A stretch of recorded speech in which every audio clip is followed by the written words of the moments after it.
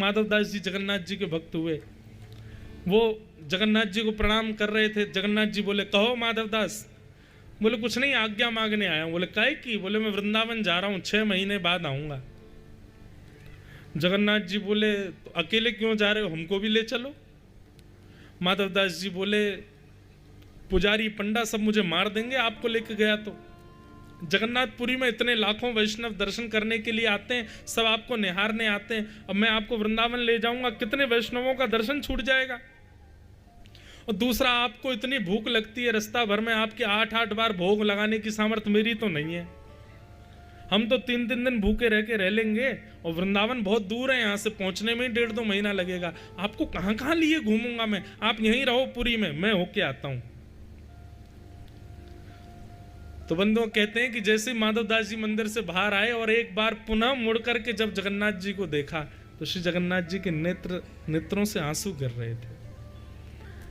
और जगन्नाथ जी व्याकुल होकर कह रहे थे, माधव तेरे बिना मैं कैसे रहूंगा, तू चलो जाएगो 6 महीना जगन्नाथपुरी में कैसे निर्वहन करूंगा।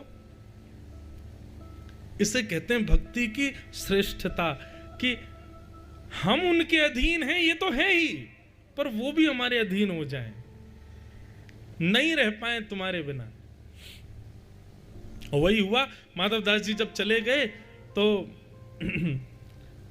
माधवदास जी को बड़ी भूख लगने लगी, इतनी जोर की भूख लगी। माधवदास जी बोले, मैं तो 3-3 दिन तक अपनी भूख जीत लेता हूं, लेकिन आज इतनी जोर की भूख क्यों लग रही है। तभी एक के घर में पहुंच गए, मैया से जाके बोले, माता जी घर में जो पड़ा हो हमको दे दो, भूख लगी है बहुत जोर की। माता जी ने थाली लगा करके दी। माधवदास जी जल्दी जल्दी पाने लगे। माता जी बोली, अरे माधवदास जी आप बड़े निर्दयी हो। माधवदास जी बोले, क्यों? अकेले खाते जा रहे हो, इतना छोटा सा नन्हा सा बालक आपके बगल में बैठा, इतना प्यारा सा बालक बैठा, इसको क्यों नहीं पवा रहे हो। माधवदास जी तुरंत रुक गए, बगल में देखा तो कोई था ही नहीं। बोले, मैया किसकी बात कर रही हूं, मैं तो अकेला हूं, यहाँ कोई आया ही नहीं मेरे साथ। मैया बोली, आंख धो के आओ, देख नहीं रहे हो बगल में नन्हा सा बालक बैठा है, ऐसे सुंदर नेत्र, ऐसी सुंदर मुस्कान, दतुइयां दिख रही हैं इसकी। मुझे तो ये लग रहा है जरूर ये बालक तुम कहीं से चुरा के लाए हो।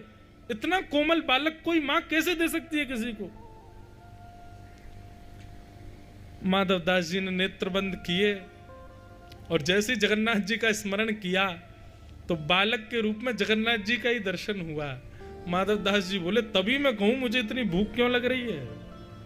भूख मुझे नहीं लग रही है, मेरे चित्त में जगन्नाथ जी बैठ के आ गए, उनको लग रही थी, इसलिए मैं भोजन कर रहा हूं।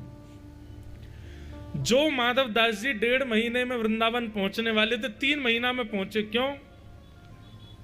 दिन में 8 बार भोजन करते थे, क्योंकि ठाकुर जी चित्त में बैठ के चल रहे हैं ना संग में, और ठाकुर जी तो 8 बार भोजन चाहिए। अब तो बार बार माधवदास जी कहते, ठाकुर जी नेक रुक जाओ, बस कछु तो चलन दो मोकू। चित्त में बैठ करके ठाकुर जी आ गए। ये भक्ति की प्रधानता। माधवदास जी वृंदावन पहुंचे तो वृंदावन पहुंचते ही यमुना जी के तट पे फिर से भूख लगी। अब माधवदास जी बोले, अब तो वृंदावन आ गए, अब तो डट जाओ, 56 भोग पवा दूंगा, काय को भूख लग रही है आपको। मन ही मन ठाकुर जी कहने लगे, जल्दी पवा, मुंह को भूख लग रही है।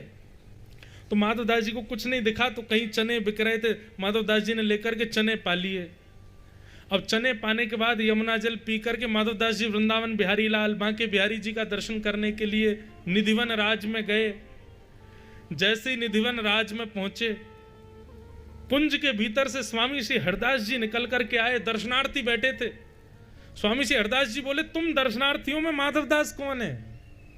माधवदास जी पीछे बैठे, बोले, मैं हूं, मैं। इधर आओ। माधवदास जी पास गए। स्वामी जी, आप मेरा नाम कैसे जानते हैं और आप मुझे क्यों बुला रहे हैं, क्या बात है?